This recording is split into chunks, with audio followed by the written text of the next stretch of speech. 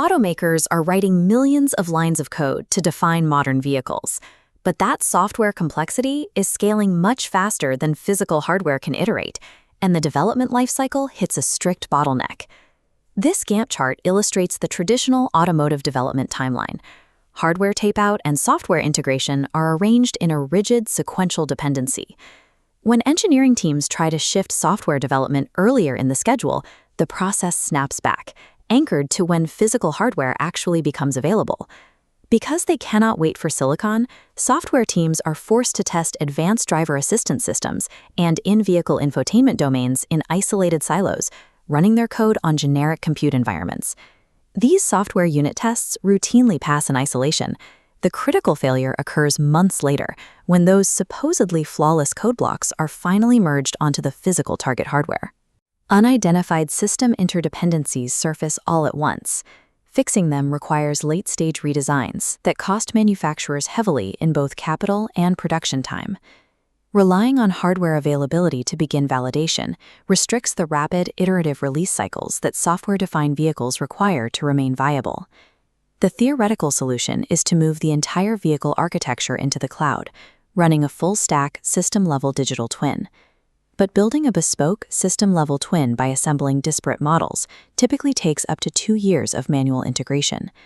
That massive setup delay erases the time-to-market advantages that early software integration is supposed to provide. Siemens developed PAVE360 as a pre-integrated blueprint, supplying the reference virtual hardware and software models out of the box. By eliminating the 2-year setup phase, engineering teams can begin cross-domain software integration on day 1 of the project. To understand how this works, we have to look at a blank vehicle platform, starting at the foundational silicon architecture.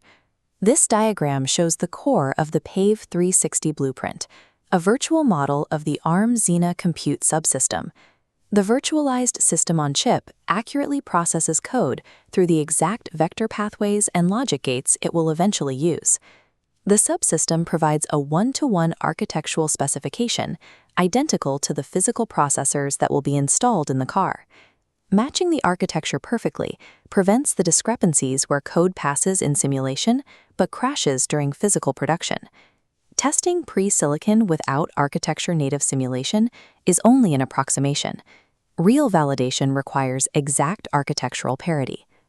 With the base silicon logic established, those processors are packaged into specific electronic control units, or ECUs. Here, the ARM Xena CSS blocks are encapsulated into distinct virtual ECU models within the PAVE360 environment, one for ADAS and one for IVI.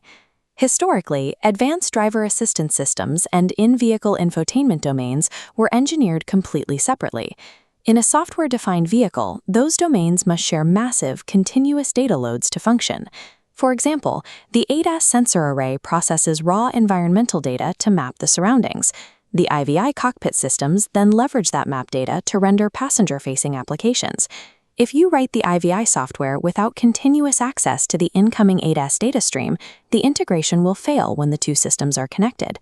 Verifying these software domains in isolation is ineffective if the data handoff between them is structurally flawed. This shifts the engineering focus to the negative space between the virtual ECUs, the communication pathways.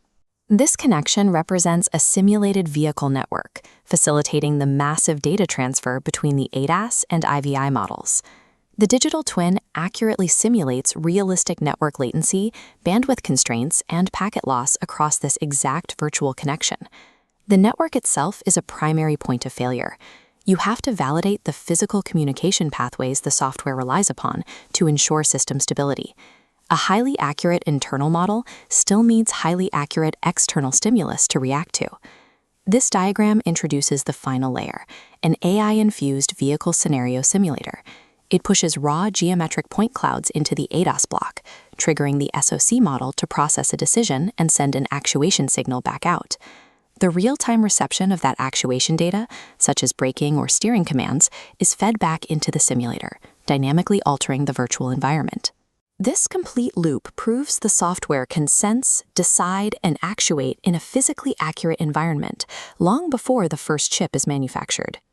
Moving from the architectural blueprint to an operational workflow requires scaling these capabilities for enterprise engineering teams. This shifts the process from sequential, milestone-based testing to true system-level continuous integration and continuous deployment.